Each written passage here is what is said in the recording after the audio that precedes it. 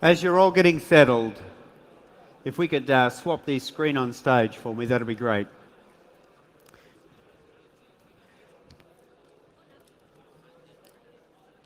Thank you.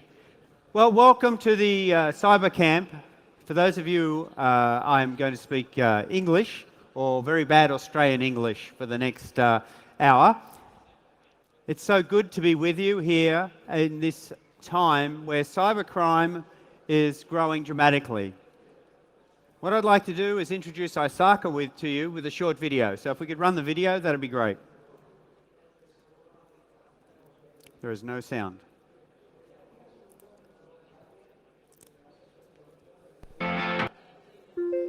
Nope.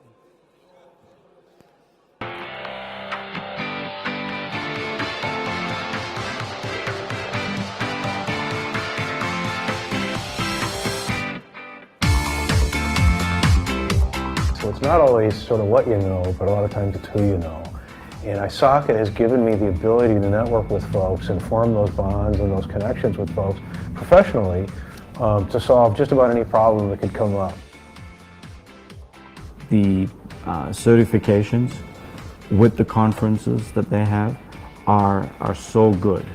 For us, it has worked out where whenever we've needed any information related to something about how to do this or what's a better way of doing it, we've always turned to them, and then that's the value to us. So often people come to me as a resource, so I use a lot of that research that's already out in the ISACA world and bring that in and leverage it. And ISACA helps you learn about the latest information, and I've seen where it's definitely helped me get to where I'm at today.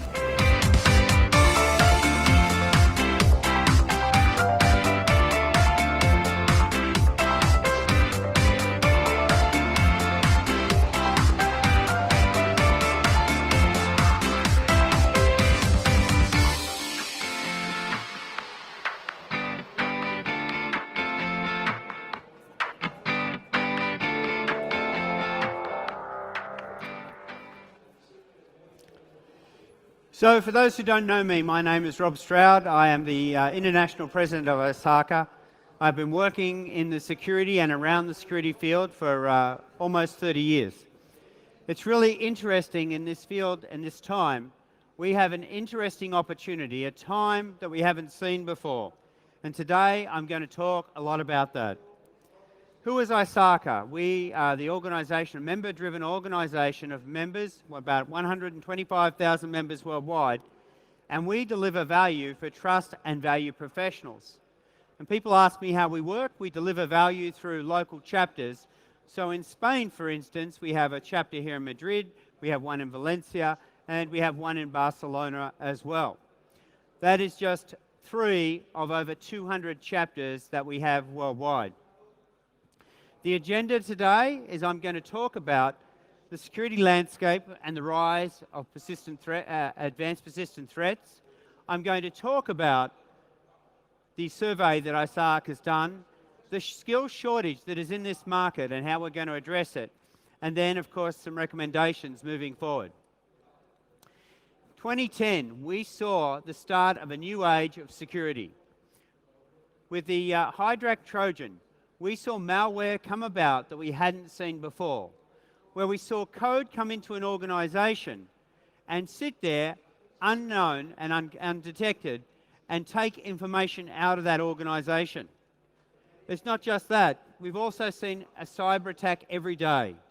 There's not a day goes by where you do not see a cyber attack in the paper, the internet, the news. It's even at the stage where we're just all concerned about what's going on next. If you look at the various ones that have happened, US utilities, ECB here in Europe hacked, and then in today's paper we saw news about the fact that the hackers are going in there and taking information and then using that information to attempt to play the stock market. The world is transitioning. Crime that used to be inside your organization is coming from the outside today. It's an absolute changed perspective and a changed way of doing things. Attacks are targeted as well today. The situation with the New York Times is they wrote an article about some people in China and the Chinese regime. Immediately, they were targeted by a hacking attack which targeted them and looked to disrupt their business. People today are doing things differently. They're using this information not for just when I first started, for things like viruses that put ping pong balls on screens. People are actually doing malicious things, stealing bank account information, stealing credit cards, stealing intellectual property and using it for their own gain, and also disrupting your business. This is a real transition and change, and this is coming from the outside. So if I look at this definition of this thing called an advanced persistent threat, it's something that comes in your organization and remains. The techniques of them are interesting. In the previous session, we saw some entry points. But what happens in these attacks is somebody comes into your organization and looks for ways to get in. They look for exposures. They look for weak points. They look for access to your most critical information. Once they've got that, they will typically put more than one back door in place. There'll typically be multiple routes where they can get in. And they'll use what looks like normal transactions and normal transaction flows to leverage that information. Home Depot in North America was an excellent example of that, where the bad people, the perpetrators, the hackers, got in and actually put malware capturing credit card information. They collected that over time in what looked like normal transaction processing. As they collected that information, they then sold that information on the black market. You can go on the black market and buy credit cards. They're not expensive. You can get them, use them, and leverage them. People are doing that today. Additionally, you think about other issues. The first reaction in most organizations when they discover one of these is to shut down the environment. I'll talk a bit about that approach later, but that may or may not be the right approach. So initially, with these advanced persistent threats, the thought was they were just targeted at governments. That is no longer true.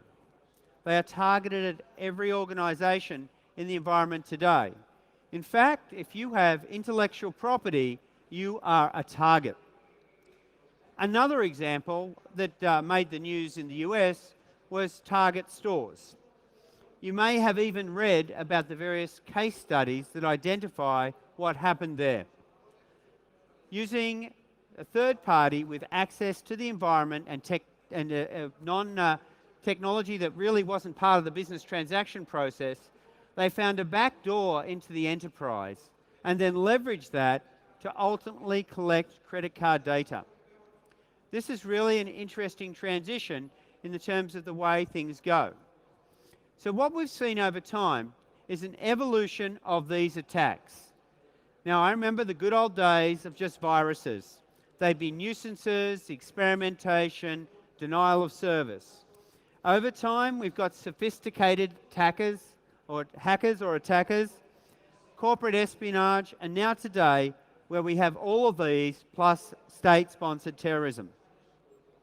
But let's look at the life cycle of something like this. It's really interesting to look at what they do. They do a series of what's called intelligence gathering. They go and look for an entry into your organization, a route in. They may use social engineering. They may use a zero-day exposure. They may use lots of things. But once they've got that initial exploitation, they will launch their initial attack and establish some sort of foothold in the environment, some sort of entry point where they will take control. There was a book called The Cuckoo's Egg over 20 years ago, which talked about the fact that once you're in there and you've planted your seed, you've got the access you need, then you can use it in an ongoing basis. So what you go and do there is you start, once you've got command and control, to move laterally in the environment, to look for multiple exposures in multiple areas. From there, you're going to escalate your privilege. you're going to gather your information, and then over time, you'll take that data, steal it, leverage it, and use it for some form of gain. Right now, you can buy these bad people if you want to. Go on the internet, do a search, and you can leverage and use them. But what it means is that the good old days of having a defensive perimeter, defense in layers, although still relevant, is not the only defense that we have or should have. This is a simplified version of the attack that I just showed you, where you've got somewhere you target. You could target them in an email or an app or malware within an Android app or an iPhone app or something else. You go and that app then it goes in and runs, it takes privileges, and from there you actually have access to the environment and you can do what you want. This is not new. Many of you know about this and you know it exists. But the reality of it is, until 2 years ago, the market in general was not aware of what was happening. So at ISACA, we ran a global survey at the end of last year, looking at advanced persistent threats, where they happen, what's happening, what the awareness was. So if we look at the information on them and the data that we got back from these advanced persistent threats, you can see that we surveyed well over 1,500 people. And what they found was a number of things. But it's interesting, the largest number of respondents to this survey came from Europe and Africa. There's a higher awareness of this issue in this market. So if I ask the question, how many people are aware of advanced persistent threats, we got a number back of 25% knew about them. We're very familiar. Now, if you add up very familiar and familiar, you get 67%. You've got 67% of these respondents aware of these exposures, but what are they doing about them? Have they changed their security culture? Have they changed their policy and process? Have they transitioned what they do? Interesting statistic, 63% believe it's a matter of time before their business is targeted. I believe when we do this survey this year, we'll find 100% believe it's only a matter of time before they're targeted. Because the world is absolutely transitioning. And in that transition, these attacks are happening more and more every day. I give you a great personal example. I visited Israel just a few weeks ago.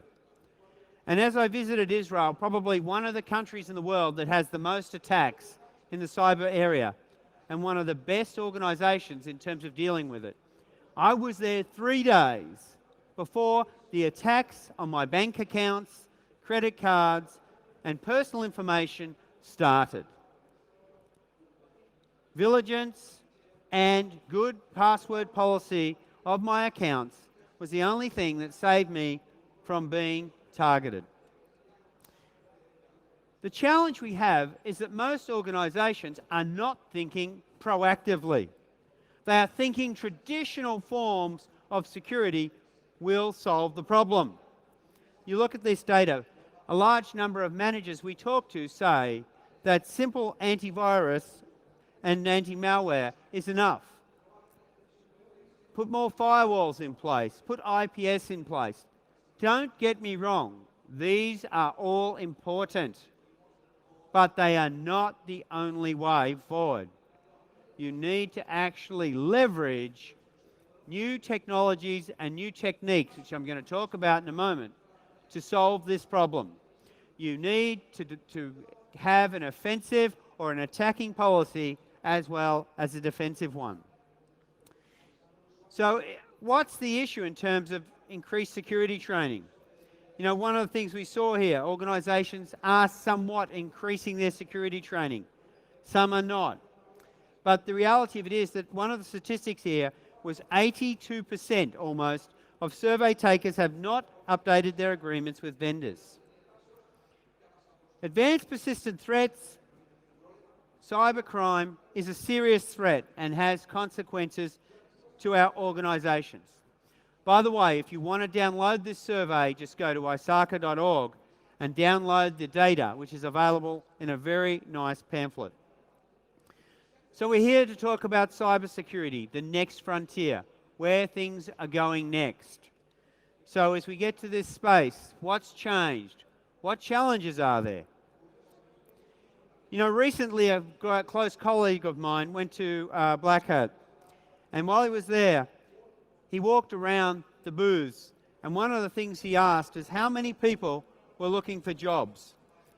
What we found there is almost every vendor, every employer, every organisation was saying, we are looking for skilled cybersecurity professionals. We are looking for them and looking for them now. It was mentioned in the opening speech that there are up to 1 million open jobs right now. We can't treat this like a normal IT project where we just go and fill the roles with people off the bench.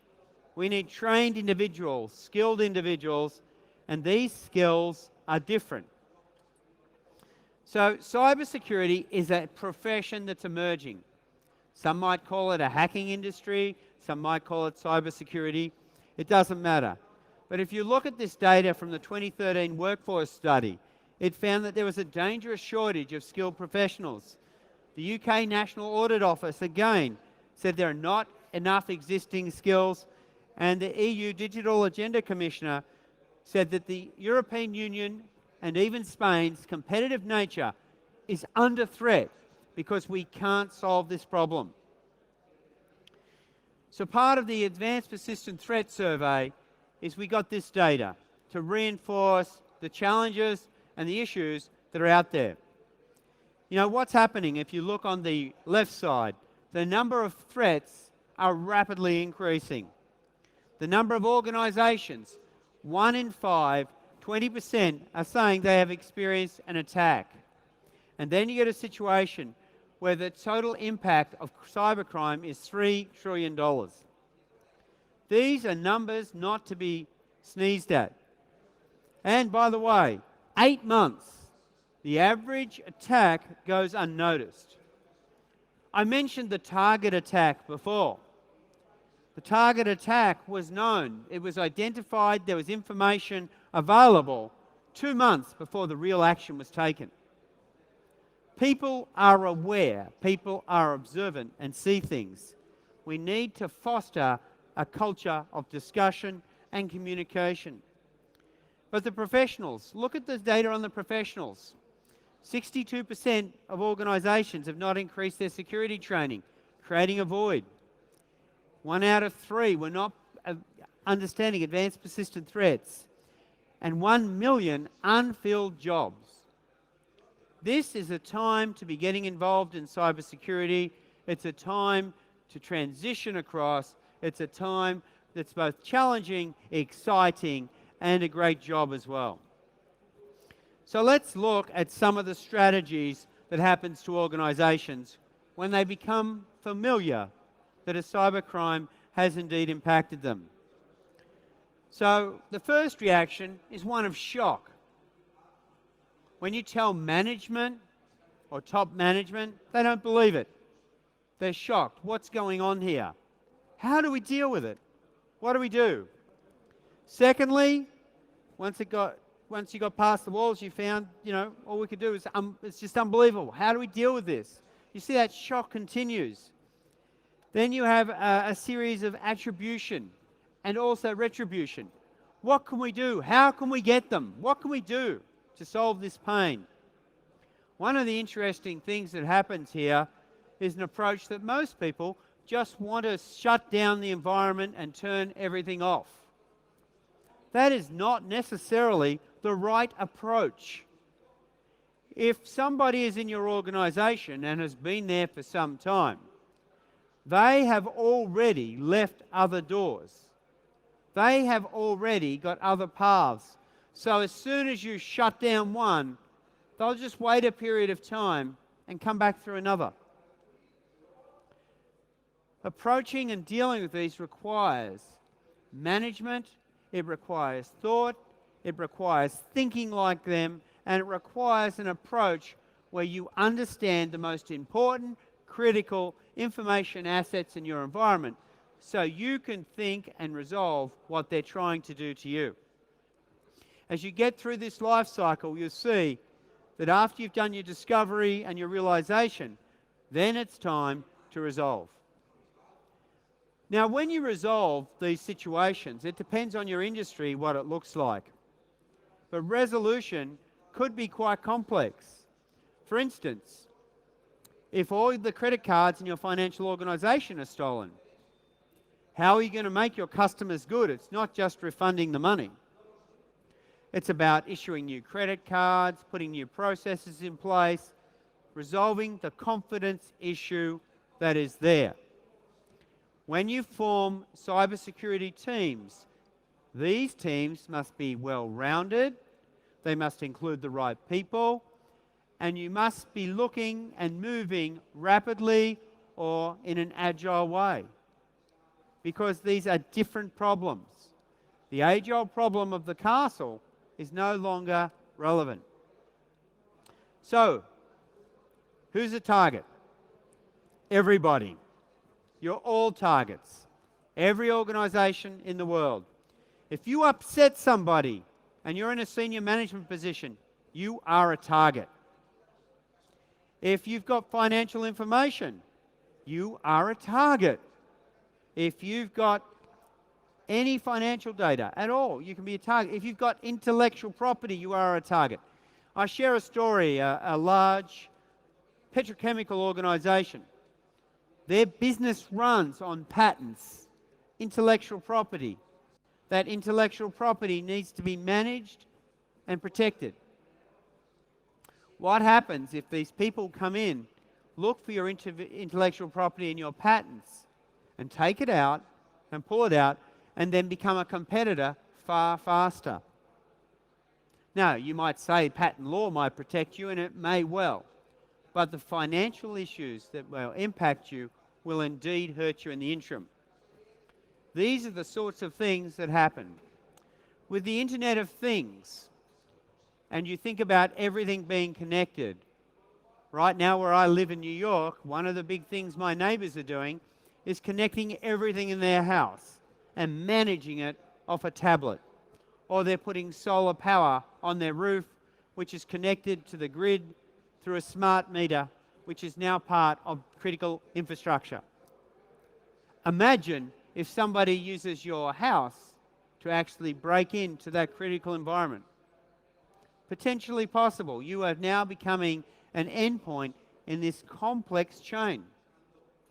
I use a good example, by the way. In the US, where I live, many people have garage doors with remote controls, and they never lock the door from the garage into the house. Go down to the local electronics store, and for a small investment, you can buy a piece of equipment to open their doors. Or, if you know the make and model, you can go online and you can download an app, and you can do it that way. It's that simple. This is the way the world is changing. So what do we have to do? We have to transition our businesses. The security organization that your business may have seen in the past as an organization of no, N-O, now becomes an organization required to protect, required to triage, required to resolve and keep the confidence of the business. So as you go through and define this, you need to understand what it is you are protecting, which gets back to my point about understanding your assets. What is it that you have that the hackers want? You need to know that. You need to conduct enterprise risk assessment and risk management. Because yesterday's way of doing security, where we built rings and rings and rings of defense, is no longer viable. Don't get me wrong, you should still have good physical security and security in layers. But I advocate today that we actually put an offensive posture in place where we look real time at what's going on. Because if you're looking for governments to put laws in place to stop this, it won't happen. If you're looking for giving your management an unequivocal or a complete statement that data loss won't happen, it's not going to happen. This is going to happen, and these breaches are going to happen. It's not a case of if anymore, it's a case of when. When you will be breached, and what will you do when it happens? This is where a new set of skills are coming into information security or cybersecurity. Skills to do incident detection, incident resolution, triage, and restitution.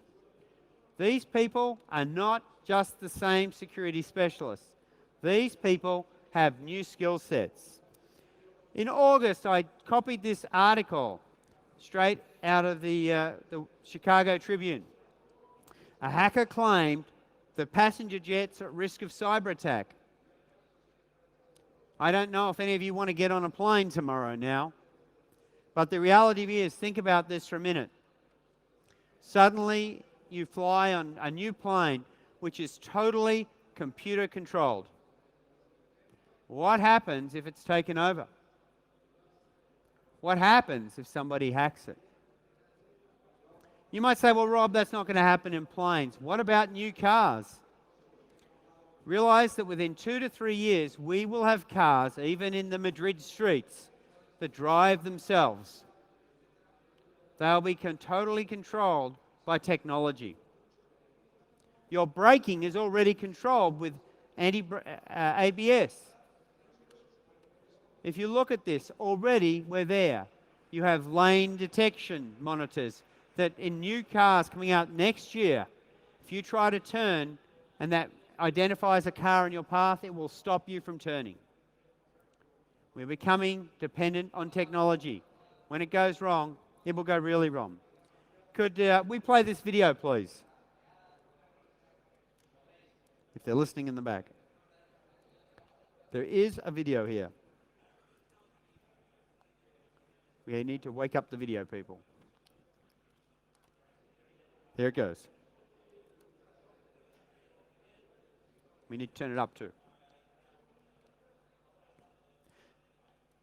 So while we're waiting for the sound, this video is actually our news clip. Johnson back with us now. Here we go. And Corey, obviously we've been focused so much on Target over the last year, but actually a lot of other retailers have been hit too. You know, I was watching those fingers that we like to run when we talk about hacking.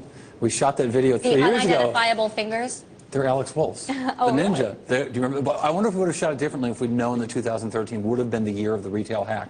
Because you had so many retail outlets hit by hackers last year in ways that we haven't seen in the past, whether it was the grocery chains of Sprouts and others, the big retailers like Neiman Marcus and Nordstrom. Of course, Target's getting all the attention for its massive attack, but really the Neiman Marcus one got nearly as much focus in Congress in their investigations of this because there really was such a jump in the increase in the number of attacks and the types of attacks hitting When these these retailers. types of things happen, how much does it cost? Well, the costs are all over the place depending on the mitigation efforts that happen both before and afterwards. Of course, it's always cheaper to stop it than it is to remediate the problem afterwards. But one of the things that we saw was just the level of increase is going to lead to a lot more money being spent by these companies. Last year, according to one of the studies, 14%, there's a 14% rise in the attacks on these retailers last year, and that it cost these companies $35 billion. These are estimates. No one really knows how much is being spent behind the scenes, but surely the experience of Target and the CEO losing his job is going to catch the attention of a lot of boards, and a lot of companies as well are going to pay more attention to this in the future. The question, of course, remains how businesses are actually responding to this. Are they actually beefing up their security products? Okay. So it's very interesting you see this happen. Retail has been adversely impacted by hacking. This year, it's the year of the financial institution. There's actually, to the point where some people actually joke about it, and on the various late night shows in the US, they do little routines about packages turning up from eBay that nobody ordered because somebody had broken into their account. But what's happening and why is because we are all very connected now. Everything is connected, and technology is running every aspect of our life and our business. And as that happens, we're dependent on technology, which opens the opportunity for this type of issue. And we'll keep moving to the next slide in just a moment. Thank you. So what do you do? Well, the first thing is you've got to start building your team. The team is going to be a little bit different. There's going to be different skill sets on it. And I'm going to talk about that in a moment. You're going to establish key relationships. Now, if your business is outsourced a lot and there are many suppliers, you're going to build relationships with those suppliers as well. Of course, you've got to determine the inventory of what you've got. You've got to put the investigation process in place. You've got to put training in place. And you've also got to establish the capabilities. It's almost like if you've ever seen any of those shows on TV like CSI Files, where you go and investigate a murder. What you're actually doing is putting a forensics team in place to investigate these events in your organization. At ISACA, we've actually developed a significant amount of intellectual property to help you, to help guide you, to help communicate with your management, to help you actually practically deliver value. So one of the books we put out last year, which should be available in Spanish next year, is Transforming Cybersecurity Using COVID-5. It gives you the principles of transforming your organization, transforming your approach, and transforming what you do. How to manage the cybersecurity function, how to keep the skills up to date, and how to effectively manage what is now a changing and challenging environment. I've talked about the investigation process a couple of times, and one of the key aspects, I believe, is we need to take an agile approach to this, an approach where we go and consistently review, reiterate, and go back. So you prepare, you detect, you contain, and then you have your post-incident activities. You're going to take the lessons that you've learned and apply them back. As you discover an exposure or an opening, you're going to go back and work out if you can cover that in the future, if it's a major exposure or not. I believe if you look at this type of approach, you're going to find in any particular cybersecurity threat that what will happen is you'll have to go back and reiterate a couple of times before you've removed everything from the environment. One of the techniques that many people talk about is honeypots, where you go and put a fake asset in your environment that attracts these people. Although it's not a complete way of dealing with it, let me give you an idea. One organization I recently spoke to told me they put a honeypot in place, and within 8 minutes, they already had multiple forms of people and hackers coming and attacking the environment. How do you eradicate? How do you get it out of there? It's a changing approach. You've actually got to look at what you do and how you do it. But you've got to have planning.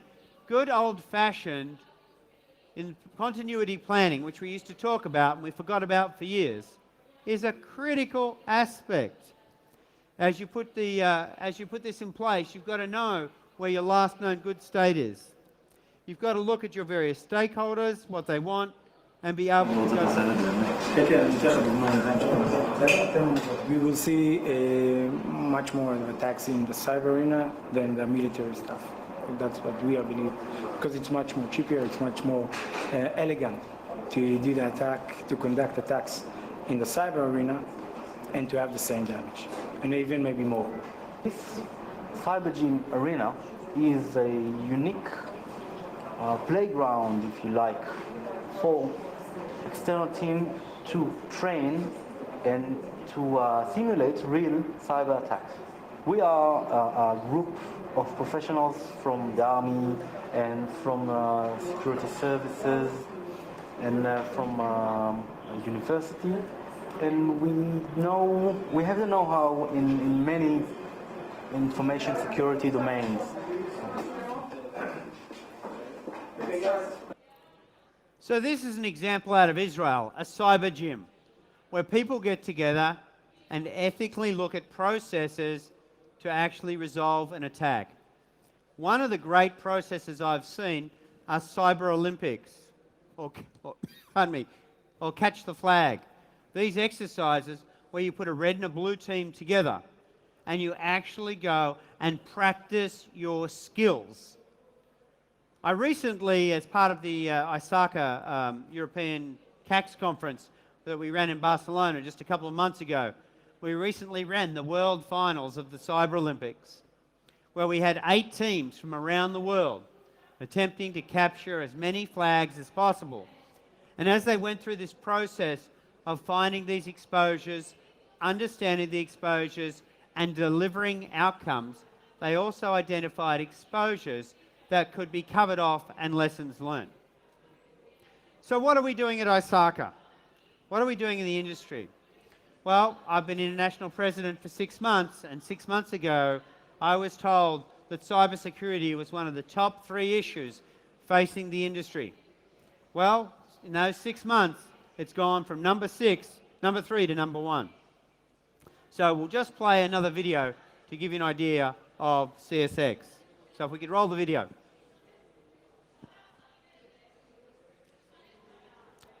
We have a...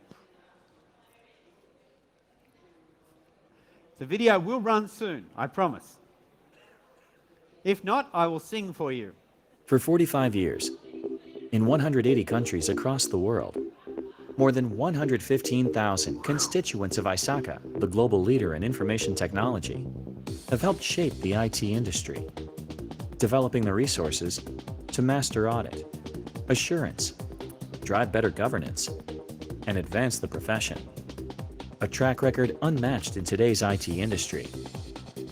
As IT professionals, your skills are evolving, business needs are changing, standards rising, and with them, a new challenge to face: cybersecurity. Cyber threats are escalating faster than today's support and expertise can keep up. What does the future hold? ISACA is stepping up to help solve a global problem, shape the cybersecurity profession, and advance the skills and careers of individuals who, like you, are invested in the security of information. Introducing Cybersecurity Nexus. Created for the cybersecurity community by cybersecurity's leading minds to connect with globally accepted cybersecurity solutions enterprises need. It is the nexus, the point where your expertise and the knowledge of your peers come together to advance the skills of professionals like you and bring a new, all-encompassing single source for cybersecurity, driving career development through knowledge, education, training and credentialing, with membership, networking, mentoring, and leadership for the profession. Whether you're in audit, risk management, IT governance, or already a cybersecurity professional, no matter what level of experience you have, Cybersecurity Nexus CSX is designed for you, bringing together the resources, the people, the answers you need to secure your enterprise and your success in the fast-changing world of cybersecurity. Cybersecurity Nexus from ISACA. So I said before that there are over 1 million jobs available in this industry. So one of the things I've really seen in this industry is we asked our student members, our student population, if they would be interested in a career in cybersecurity. 74% of them said that they would be interested in obtaining a cybersecurity certificate and moving into this space, which tells me young people are looking to fill those gaps. So I've talked about Cybersecurity Nexus, or CSX.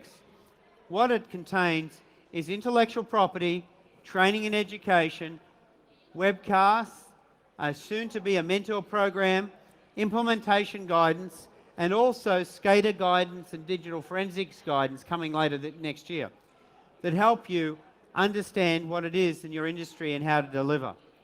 Now, for those of you here in Europe, in Spain, we already deliver publications to help you in your role that are detailed and critiqued to the European standard. European cybersecurity implementation, we have an overview, we have an assurance guide, a resilience guide, and a risk guide, all available to you now. Of Of course, you may be aware that the US government's NIST cybersecurity framework is based on our flagship product, COVID 5. We've also written an implementation guide for that as well. But one of the things I find, and one of the things I've been doing this year, is I have not done so many speeches and discussions with boards of directors and top management as I've done over the topic of cybersecurity. There's a great publication, it's just 6 or 8 pages, that gives a good board perspective, good top management perspective on what they need to know about cybersecurity so they can solve the problem. Of course, one of the things that we've recently announced is a new cybersecurity event. This one will be in the US next year, where we are going to go deep on cybersecurity. We're going to go really deep. You're going to have your overview tracks, your management tracks, your practitioner tracks, and then deep into technical tracks as well, so that you can hone your skills and drive them forward. And there'll be one of these events in Europe in 2016. But what does the career path, and by the way, there is a career path in cybersecurity, look like? 0 to 3 years, you're just starting, you're getting started.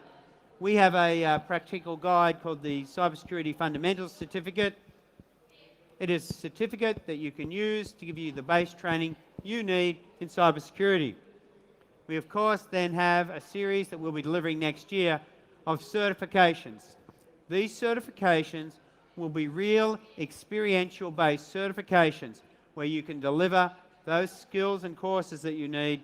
And then, of course, we have a CISM, which is a management-level certification available now. I've talked about the different areas of cybersecurity and the skill sets required. Our certificate looks at those base things. And one of the things I want you to think about after today is traditional security is important, don't get me wrong. But as you move into the cyberspace, you need to understand architecture, security of networks, applications, and data, how to do incident response, and this is the big area. How do you respond in an era where these incidents happen and take place? And then, of course, what does emerging technologies do and change? Emerging technologies, we're moving into an app economy, an app world, a world where apps are taking over everything. And you need to understand how they impact your environment. So, as we come to the end, a number of conclusions for you. First, if you think the situation with cybersecurity is complex now, wait another year. Cyber threats, cyber crimes, cyber issues, targeted attacks, government attacks, they're all going to increase. It's going to take time to fill those 1 million jobs that are out there today. It's going to take time to bring all of you into these roles to help your organizations, governments, departments, enterprises solve these problems. If you want to know if you're a target, if you've got any form of IP, you're a target. You are at some point going to be in the radar. Now, it's not yesterday's security. It's not just about building another wall around the castle. As I said before, incident response is going to be key, and keeping your skills up to date, critical. You need to work on that and work through that, and you need your management to buy in that this is not just a quick fix with a one-time budget allocation. This is going to be there for life.